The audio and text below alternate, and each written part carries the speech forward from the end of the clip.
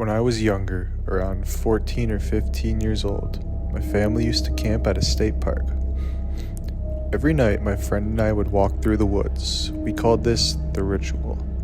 This particular night, we decided to walk further into the woods than usual.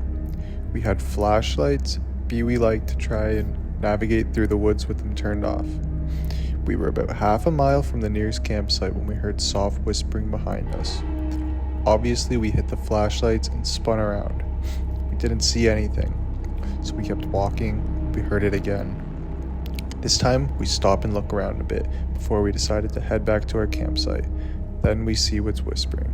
It's a lady crawling on the ground, whispering just random words. She was wearing dark clothes and was covered in dirt.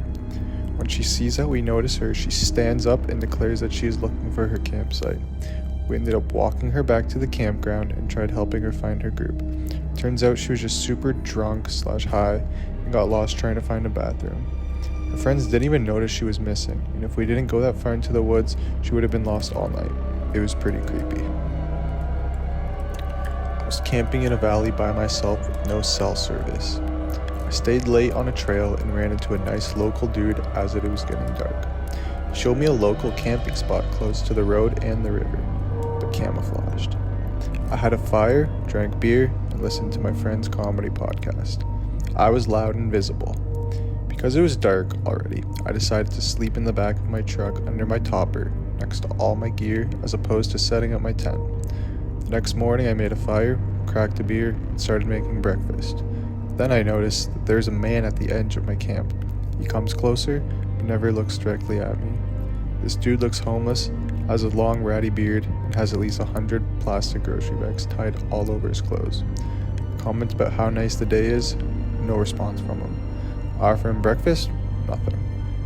He sort of paces around the perimeter of my camp. I offer him beer, but he just turns around.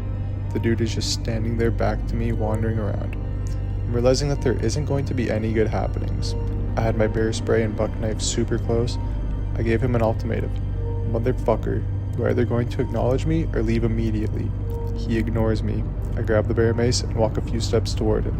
He sulked away and I threw my shit in my truck and left that place right quick.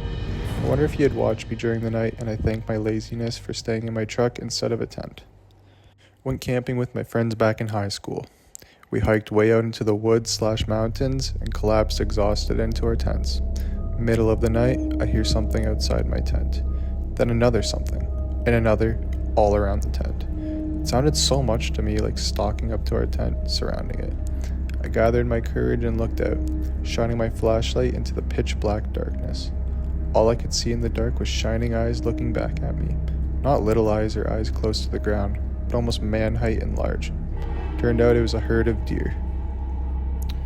My parents' story, not mine. They were on a canoe trip way up in nowhere, Saskatchewan, far from any semblance of civilization. One morning, they hear a rustling outside their tent. Still half asleep, my dad sits up and tries to figure out what is going on. The noise is loud and very close. Before he can collect himself to go investigate, his whole side of the tent collapses in on top of him. The weight lifted quickly. Now entirely awake, my parents scrambled to open the tent flap and figure out what was going on. About 10 feet away was a spooked black bear, staring confused and concerned at the tent. After being yelled at a bit, it ran off. We figure it had been foraging in the bushes right behind the tent and lost its balance, so my dad can truthfully say he has been sat on by a bear. My time in the army meant I spent a ton of time in the woods of upstate New York. I remember many nights of waking up to things reaching into my pockets, pulling things from my kit and body armor. I'd wake up to a raccoon pillaging my things, literally unzipping pouches and such. I still swear to this day they were organized. Rallied behind this giant raccoon fuckstick who would sit outside and keep guard and coordinate them. My family went camping every summer when I was growing up. We usually bounced between Virginia Beach, Asatogue, and this god-awful place called Westmoreland. One trip we were in Asatogue, near the beach, and we had 2 tents set up in different parts of the site. Sometime in the middle of the night, my mom woke up, which woke me. She was sitting up straight, but completely still. I looked over at what she was staring at. In the moonlight, there was a silhouette of what looked like an old woman looking into our tent. long, wiry hair and everything. I was young, so it terrified me, and I started asking my mom what that was, who was outside. Once I made noise, it spooked the old woman, and she took off, and that's when we realized she was actually one of the feral ponies that live on the island. We had set up that particular tent on one of their trails, and they were going down to the beach. Scariest was camping with my wife when a windstorm blew up. I'm talking trees being blown over, branches falling, the works, in a forest full of jack pine. The creepiest was camping with my best friend. We were in a semi-remote camping area, drivable usually to get to it, but definitely only with a 4x4. It was a semi-maintained camping area, as if there was a couple of fire pits, a few rotten picnic tables, and a run-down outhouse. Parks check this place out once a year or so. So we get there and start setting up when Buddy wanders over to the shitter and opens the door. He stands there for a second or two and then closes the door and goes to the second one. Goes in and comes out a few minutes later. He comes back to me and says, "Go check out that first one. I assume someone shit on the floor or an animal got stuck in there and died or something." Nope, 3 full backpacks, and I'm talking big bags. Like the bag I have that size I use for week-long trips. So we are nosy. We open them up. 2 are full of good quality gear, nothing unusual.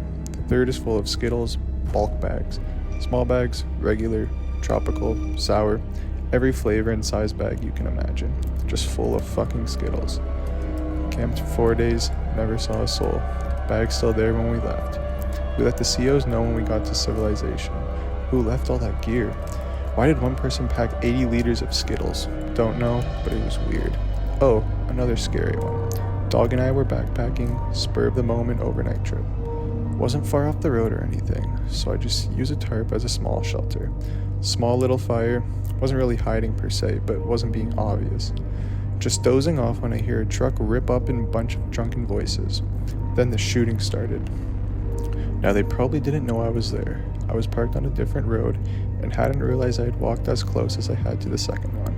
But I still don't like being in the area when a bunch of drunken yahoos are shooting off guns, especially when I was fairly certain they were shooting in my direction, based on the lay of the land. So I put Pupper on a tight leash and headed out ASAP. Went on a group camping trip in the middle of nowhere, Arizona, only to awake and hear something sniffing the outside of our tent. My immediate reaction was that it was likely a bear or some animal that came across our site. Just maybe my dumbass friends didn't tie up the garbage. Seconds later, I can hear the sniffing go to the tent next to ours, and everyone in mine grabs one another quietly to acknowledge we were all awake and we were all aware of what was happening outside. Moments later, a friend in another tent popped out and started to scream and make noise. He had a gun too, hoping it would scare off whatever animal was in our sight. Turns out it wasn't an animal. It was some guy who had gone through our coolers and food and also decided it would be okay to sniff our tents. Our friend chased him off and we immediately packed our shit and left. Edit. Alright, since this is floating at the top, I thought I'd say a second creepy camping story. A year after the above incident, my dumbass friends and I went to the nearby area, thinking what we encountered was a one-time incident. This time, we thought we'd outsmart any possible creepers, and instead of camping in our tents, we all slept in the beds of our trucks and SUVs, because, they can't possibly sniff a Toyota Tacoma. Anyways, it's the middle of the night. I'm passed out in the back of my SUV when I suddenly feel a bright light on my face. Naturally, I would have woken up, cussed, and asked who was doing that. However, I instantly knew to pretend to be asleep and not let the individual know I was awake. I laid there next to my girlfriend, hoping she would do the same, as I kept an ear out for any usual sounds, like sniffing. All I could hear was a friend snoring by the campfire. After the light left my car, I heard the person walk to the next truck and shine his light on my friends in there. I slowly looked up and it ended up being some older guy, just standing there staring at everyone while they slept.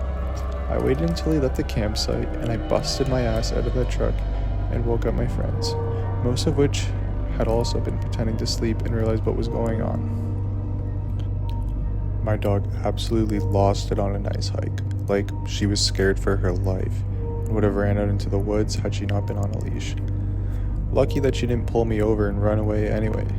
My mom and I are sure that there must have been a mountain lion stalking us and the dog could smell it, Scary as fuck because we didn't see anything, and if it had been one of us alone, who knows what would have happened.